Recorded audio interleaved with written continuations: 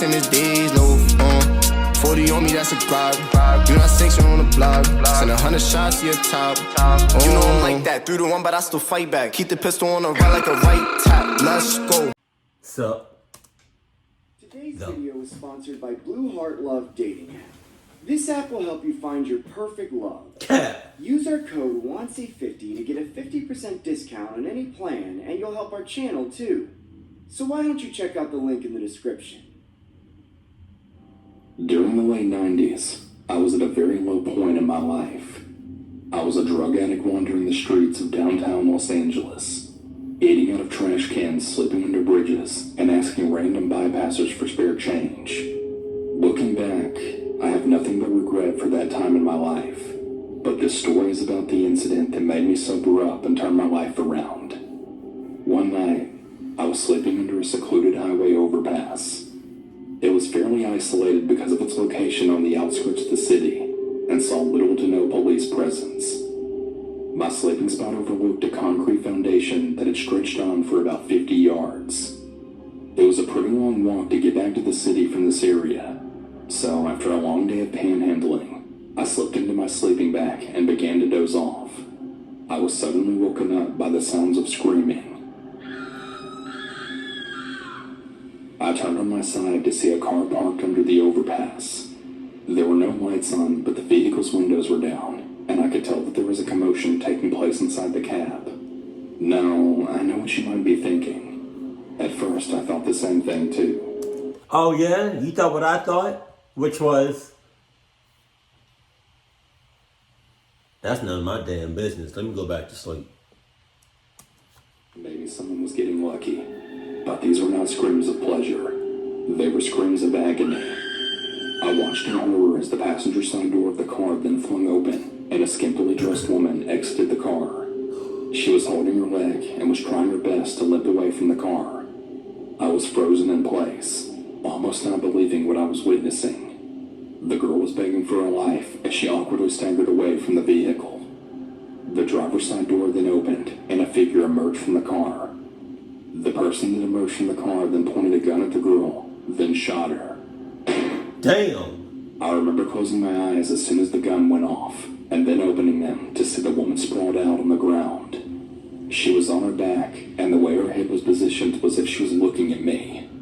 Her jaw was going up and down like she was trying to say something. The memory of seeing her like that, well, it still really haunts me. The shooter made his way over to her. When he stepped into the light, I could see that he was wearing a dark hooded jacket with a bandana hiding his face. He stood over her and just watched her for several seconds, then finishing her off with the second shot. I was absolutely petrified at what I had just witnessed. I was now sitting up in my sleeping bag with one hand over my mouth, just trying my best to not make a sound. But what happened next was a whole new level of fucked up. The headlights of another vehicle at the opposite end of the overpass flicked on and drove up to the gruesome scene. At first I was relieved, and I stupidly thought that these people were there to help, not even factoring in that a bystander wouldn't just casually drive up to the scene of a crime with a killer still there with a loaded gun. But things became clear to me once I noticed that the other vehicle was a black van, and things became even more clear once I saw 3 men wearing ski masks exiting the van, with one of them holding a video camera. This that dark web, deep web type shit right here. You just getting there first class, first person, first courtside seats. Fuck. Folks were filming this entire thing. There was an exchange of words, and the other 2 men that exited the van walked over to the dead woman and grabbed her arms and legs, then proceeded to carry her body back to the car. The shooter had made his way over to the car before they got there, and the cameraman stepped off to the side and filmed the entire thing. The shooter popped open the trunk, and the men heaved the corpse into it. The cameraman then joined them at the car for a nice close-up shot. The shooter then walked over to the van, then returned with 2 gas cans. The men doused the car in gasoline, and the shooter struck a match and threw it, and the car was instantly engulfed in flames.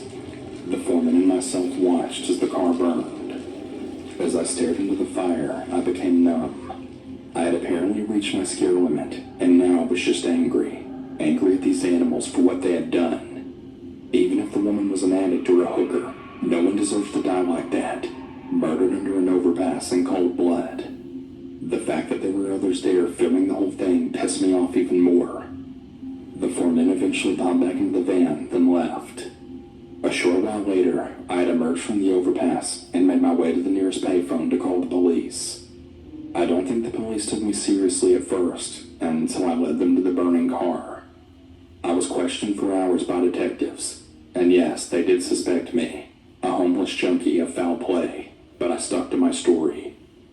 They did keep me in a holding cell for a few days, which they probably couldn't legally do, but I honestly didn't really mind at all. Free showers and food. I was actually a bit bummed out when they eventually released me. I later found out that there were similar killings in San Francisco and Sacramento, and that the perpetrators were wanted by the FBI. I don't know for sure if they ever caught them.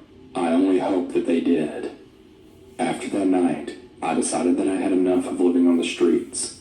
The fear I experienced inspired me to get my shit together, finish college, and become an English teacher. Wow! I'm proud to say that I've been sober for over 23 years. Sometimes seeing the ugliest side of humanity, well, I think that's the cure. Or having that willpower to change your whole life around, but to each his own, though. Jesus, that's one hell of a sighting to see, to change your life around. I'm glad you did. And I'm also kind of glad that he did not intervene. Did I say that right? With that whole altercation, because he could have got shot and or killed. So he saved his own life with that, but at the same time, he did what he felt was right. So, and he changed his life around. We give a round of applause. Jesus, that's a good man, kind of. Keep it cool, keep it classy, and I love you. Stay happy, my family.